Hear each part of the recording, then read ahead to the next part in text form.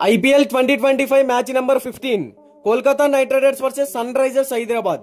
ఈ రెండు టీమ్స్ మధ్య ఒక బిగ్ రైవలరీని అయితే మనం ఎక్స్పెక్ట్ చేయవచ్చు. ఎందుకంటే లాస్ట్ ఇయర్ ఫైనల్ కూడా ఈ రెండు జట్లు ఆడాయి. ఆ ఫైనల్ మ్యాచ్ లో కోల్కతా SRH ని ఓడించి ఛాంపియన్స్ గా నిలిచింది. సో ఆ ఫైనల్ తర్వాత ఇరు జట్లు కూడా ఇప్పుడే తలబడబోతున్నాయి. అయితే డిఫెండింగ్ ఛాంపియన్స్ అయిన కోల్కతా నైట్ రైడర్స్ ఓటమితో ఈ సీజన్ ని ప్రారంభించింది. మొదటి మ్యాచ్ లో RCB చేతిలో ఓటమి పాలైన సెకండ్ మ్యాచ్ లో పుంజుకొని రాజస్థాన్ రాయల్స్ ని ఓడించారు.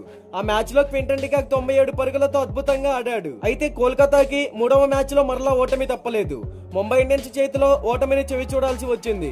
ఈ సీజన్ లో కోల్కతా నైట్ రైడర్స్ టోటల్ గా 3 మ్యాచ్లు ఆడి ఒక విజయంతో పాయింట్స్ టేబుల్ లో అట్టడుగున నిలిచింది ఈ డిఫెండింగ్ ఛాంపియన్స్. ఇక సన్ రైజర్స్ హైదరాబాద్ ఆరంభంలో అదరకొట్టింది.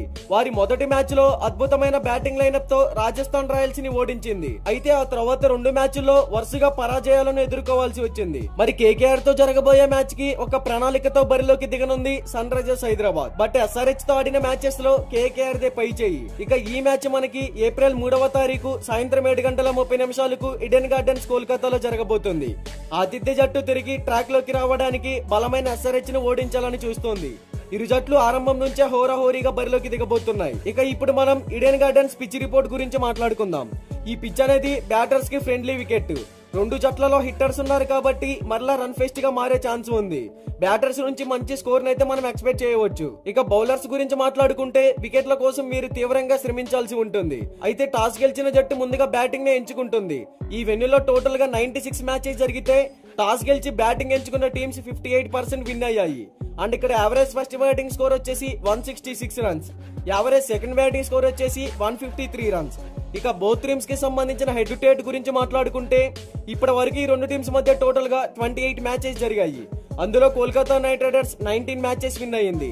సన్ రైజర్స్ హైదరాబాద్ కేవలం 9 మ్యాచెస్ మాత్రమే విన్ అయ్యింది. హెడ్ టు హెడ్ రైవలరీలో KKR డామినేట్ చేస్తుంది. ఇక బోత్ టీమ్స్ కి సంబంధించిన ప్లేయింగ్ 11 గురించి మాట్లాడుకుంటే Kolkata Knight Riders probable playing 11. Openers గా Quinton de Kock, Venkatesh Iyer. One down లో అజింక్య రహానే. నెంబర్ 4 లో Rinku Singh. Number 5 Angkrish Raghuvanshi. Number 6 Sunil Narine. Number 7 Andrew Russell. Number 8 Ramandeep Singh. Number 9 Spencer Johnson.